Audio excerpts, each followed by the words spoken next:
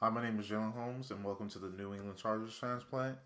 And just for today's episode, we'll be going over just having conversations about the recent Chargers OTA updates. Before we do start that conversation, I'd just like to say, hope everybody's some has been going well. I know that people are getting out of school, and are people just enjoying the weather differences, and wherever you live is probably getting better if you do like the warmer weather. And just like to say, I hope everybody's doing well. Um, Me for myself, I've been doing well. Just enjoying my time out of college, just enjoying the break from just the schoolwork that I had to do for sure. And I'd just like to say, yeah, I hope you guys are doing well for sure. Yeah. Um, just to just dive into the conversations about the OTA updates, it would be we'll be talking about week one and week two today. Um, Based off the week one the week one OTA updates, the media was are allowed to go to one OTA practice, one OTA session per week. Um, During the week one OTAs, um, Rashawn Slater was not in attendance, along with Bud Dupree and one other player that's slipping my mind. But obviously, as we know, Rashawn Slater has been undergoing some contract negotiations with the Chargers, with impending his contract extension, and you know it could be a reason why he hasn't been showing up to OTAs. And but I believe that the Chargers are going to do their due diligence to be able to have that contract be signed um, in time, before they have to, before mandatory minicamp, and before they may have to find him. But I just think it's something that it's not anything too crazy to be worried about. I believe that you know it's eventually going to get done. I know that Rashawn Slater wants to play for the Chargers and has enjoyed playing for the Chargers for sure. And I know that the the front office, GM, Joe Hershey's, they would like a guy for him to be back, especially after the seasons that he's had. He's a phenomenal player, and they're gonna do right by the situation and definitely sign him back for sure. I have utmost confidence in that, and whenever that happens, it will be when it happens, but it will get done. And obviously, the players start to get fined once mandatory minicamp starts, and that's when the fines can start being carried out for sure. But I believe that, like, with the whole conversation with Rashawn Slater and his contract extension, it's eventually going to get signed for sure. That's what I have to say about it for sure. Um, you know, Once it comes down to these contract extensions, it's like obviously, uh, Rayshon might not be at OTAs just to develop some leverage for certain specific things within their contract negotiations. But I do believe within the coming days leading up to mandatory meeting camp, for sure we'll see that notification come across our phones and saying that he signed his contract extension for sure. Um, I don't think it's anything for the for us as the fans to be worried about the contract extension getting done or not, or having some issues where get into a holdout situation. Rashawn Slater holding out or not. Like, I don't think it would get there. I have utmost confidence that they'll eventually sign that contract extension for Rashawn Slater, and then he'll be back at mandatory minicamp. So for sure. Um, Another thing to note from the week one OTAs, there was a story, or not a story, but Tarheeb still had talked to the media about, you know, just working out with Khalil Mack, and how, like, within the days that he takes rest days, and the days that he takes goes for workouts, like his workout days, he would take Fridays as his recovery day, and then Khalil Mack was like, why not why not come in? Like, why not come in and work out? Because that's what Khalil Mack does. And Tarheeb still was like, yeah, I'll come in. He was encouraged by Khalil to come in on Fridays for sure to just put in that extra work. And obviously, Khalil Mack is this future Hall of Famer, and obviously Tarheeb has the drive to want to become great. Why not do what the greats do? He's coming in on Fridays. He's coming on Fridays, and he's still doing this at the age of 34 years old. You know, obviously, once you get to this age, once you get to those ages where you're like, obviously, as we know, NFL players, the older that they get, the more the physical capabilities decline within their game. But Khalil Mack still at 34, he's still going. He's still working out a lot, and obviously, being a mentor and being one of these guys, and like that is well respected by players. Tarheeb still sees that, and obviously he wants to be great himself, and which he definitely has the ceiling to be able to do so. And coming in on an extra day on Friday will allow him to continue to improve within his game and improve physically as far as and become better as a player, really. And that's definitely something to that's great to see. Just like the influence that he can have on have on players within what he's established within himself. As a player in the NFL, he's a Hall of Famer for sure. Whenever he decides to hang things up and retire as a player, the the things that he can teach these younger players that are on the Chargers football team, can be great. Just like encouraging Tarheeb still to come in on an extra day. That's just something that allows Tarheeb still to put in extra work and improve as a player within the areas that he wants to improve on. So I think that was pretty. I think that was a pretty cool thing to see, especially considering Khalil's age of him. Because people could say Tarheeb should be outworking this older guy, especially considering that he's way younger than him. Like that can even be another driving force for Tarheeb. So I think that's something something good like that came out from the media day as far as talking to Tarheeb and Cam Hart out of those conversations. That was pretty good to see. Another thing from last week's OTAs, Cam Hart is still dealing. Had surgery on the torn labrum injury that he had, and he says he wants to be back by mandatory minicamp, and that's definitely something that it'll be good to see have him come back during that time, so we can. There's gonna be a huge a battle for who plays the outside spot, especially signing back Dante Jackson, and as far as what we like to do with Derwin James coming into the slot, it can be a combination from Dante Jackson and Cam Hart, or Tarheeb Still and Cam Hart, and that battle. As far as what they would like to do for that, once Derwin James comes down to the slot, especially since we have that the depth at safety to be able to do that. As far as having Elijah Molden and Alohi Gilman, that'll be great to see what battle comes out of that for sure. And I think once Derwin James comes down from the slot, I think that Tarheeb Still and Cam Hart can beat out, be the combo once that happens. But Cam Hart, obviously, he needs to, as far as with his shoulder injuries, he needs to remain healthy to be able to do that. And then if not, it'll be Dante Jackson and Tarheeb Still on the outside for sure.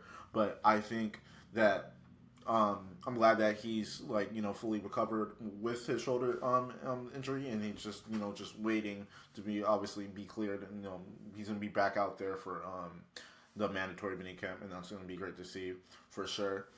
Another update from the week 1 OTAs.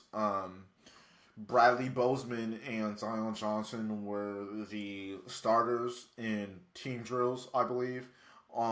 They have been doing a rotation between the two, and I think it's apparent to see that like Andre James is simply just going to be the backup center.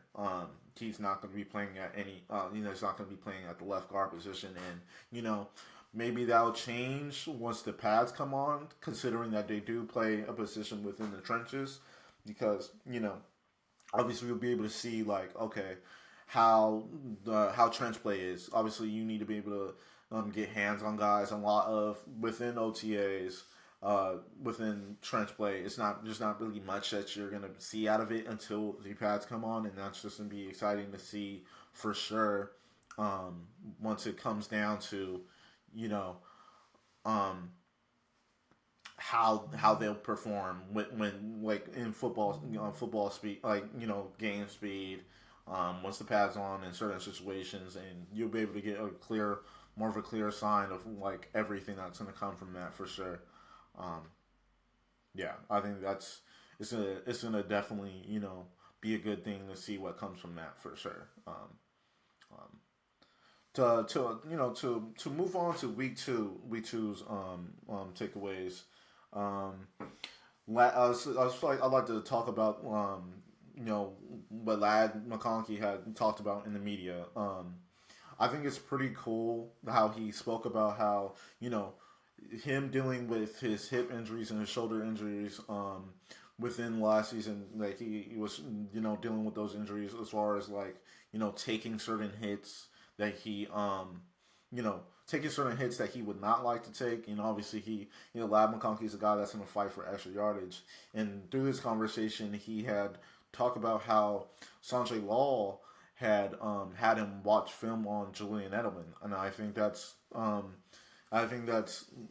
pretty cool to see that he watches the film on like guys like Julian Edelman and Tyler Lockett once it comes to that for sure. Julian Edelman like fought for extra yardage a lot, and I think that's something that I like the style of play that Lad McConkey plays with for sure. You know, taking that film and implementing in his game as far as like having a little having that ability to fight for extra yardage and make a little move to get those extra few yards for a first down. And a lot of Tyler Lockett's game, we see him sliding before taking a hit, or going out of bounds, or just diving to avoid taking a hit from any other DB or any other player on the defense. And it's a good way for Lad to protect his body, even considering like he's a smaller player and he could take some punishment from bigger guys, of course, since there's he's one of the smaller players on the field for sure. But I think that's pretty cool to see him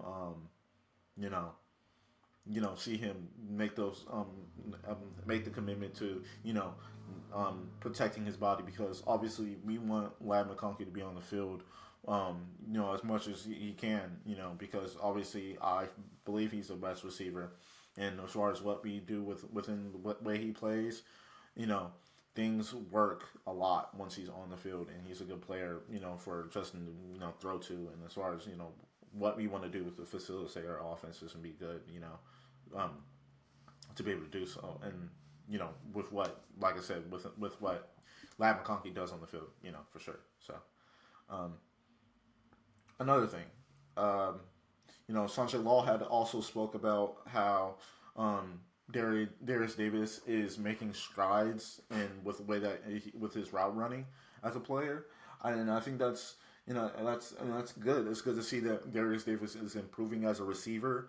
I think that for sure he has tremendous speed, and if he can pair that speed with great route running, and you can possibly fight for a position on the within our wide receivers, because obviously we have picked up Keandre Lambert-Smith as well. Our receiver room is pretty stacked now, and we have a lot of flexibility with what we want to do, and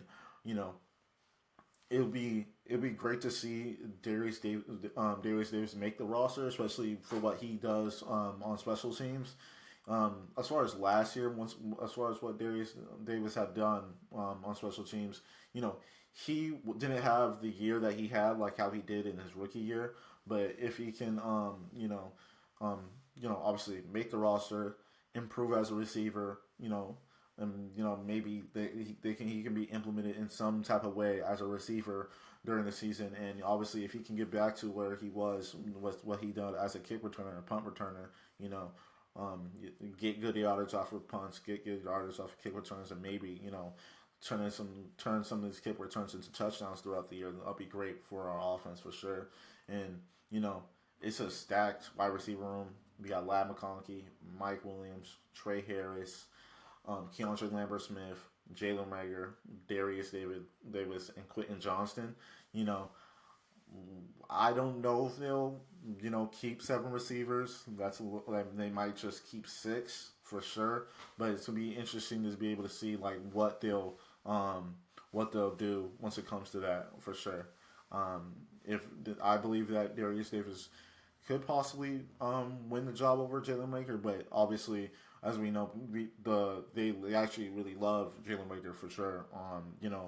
I think Jalen Rager had some of his flashes, especially in the Cardinals game, minus the fumble on the goal line. But I think that they've utilized Jalen Rager a lot as well. So it would just be exciting to see, what will come out from that. Are we keeping 6? Are we keeping 7? Let's just be something that we'll, be able to, figure out by the time, in mandatory minicamp once the game speed is upped, and we'll be able to see that for sure. Let's talk about some of our rookies. And Eric Smith had reported that Omarion Hampton is looking great. His athleticism is showing, his speed is showing, and he's looking looking great with what they've been doing in OTAs and in practice. Omarion is looking great. As we expect him to do so. We drafted him in the first round. That's the first pick that we open up with in the draft, and I think that's expected to see out of him for sure. And he's definitely going to be. It's definitely going to be great to see, even once the pack comes on in mandatory minicamp on June 10th. It'll be great to see how his speed translate, and then see some of that physical strength that he has in his game as well. That'll be great to see for sure. And then Trey Harris has gotten some praise as well. By Eric Smith, once he in the article that he recently put out, he's looking comfortable. He's looking comfortable as a receiver. Sanjay Law had spoke about how they needed the Keandre and Trey have been working up physically. They're gonna work their rookie receivers slowly and bring them up slowly, like how we did with Mcconkey. They've been doing a lot of work with the second team and third team.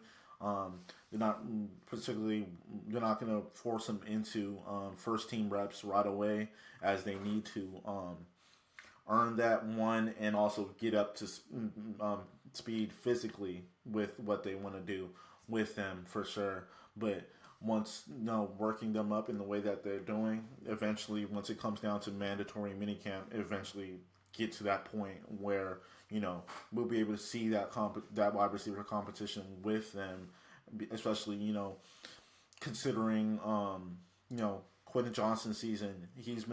Quentin Johnston has been steadily improving, and it'd be interesting to see once Trey Harris or Keandre Lambert-Smith are worked up to be at that speed that they're gonna have the first team reps go at.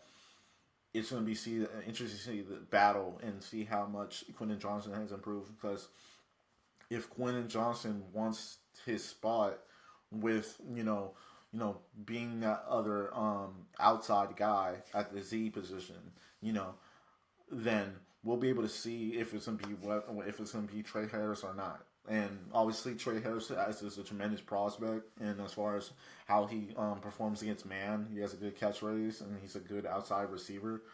Um, Quentin Johnson had his struggles for sure, but obviously he knows his offense more than with the rookies that are coming in.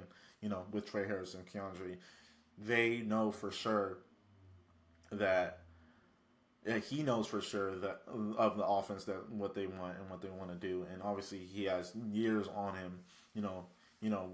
Working at this level, and it's just gonna be adjustment for the receivers to be able to do it. So but that competition within that room and as far as the other outside receiver is going to be great to see once it comes to mandatory minicamp, and we'll be waiting. We'll be waiting on it for sure. We'll be waiting on that. We'll be waiting on that for sure. So, to just wrap up this conversation of like the OTA updates. I like we said, we talked about the Rashawn Slater contract situation. We talked about a little bit about Mcconkey, and we talked about Tarheeb still, and how Khalil Mack has been that mentor for him and that figure as a future Hall of Famer, influencing young player like Tarheeb still. Talking about these things is going to be great to see how they develop going into the season. And I hope that within the improvements that each player is making, I hope that it all funnels up into improvements for the entire team in general. I think that there is some addition that could come from from the interior offensive line. Like how we made a move late and getting Elijah Molden by trading a 7-round pick, and we do have a lot of picks that to trade. May probably trade for a possible impending trade target, or like sign a top free agent target that George Ortiz may want by the ending parts of the training camp for sure. But that'll be interesting to see how everything comes together and what roster spots that we that may that may come from by the end of the training camp, and whatever moves that they may decide to make. So it's gonna be great to see for sure. But I just like to say I appreciate all the support that I've got, and from from on the Twitter page, and from this channel, what I put out so far. Be sure to follow me on my pages. I have my official Twitter account, and then I have the podcast Twitter account for the New England Chargers transplant, and also have created a Apple, Spotify, and a Spotify podcast podcast page as well. So it'd be great if you guys go follow and listen to the episodes, as I'm gonna be posting audio versions on those, and obviously the physical YouTube versions on the YouTube channel. So that'll be great. That'll be great for people, for you guys and viewers that like my content, to be able to go see those, go on those pages and support me in the best ways you can. Well, this was the New England Chargers transplant. My name is Jalen Holmes. We're signing out. Bye.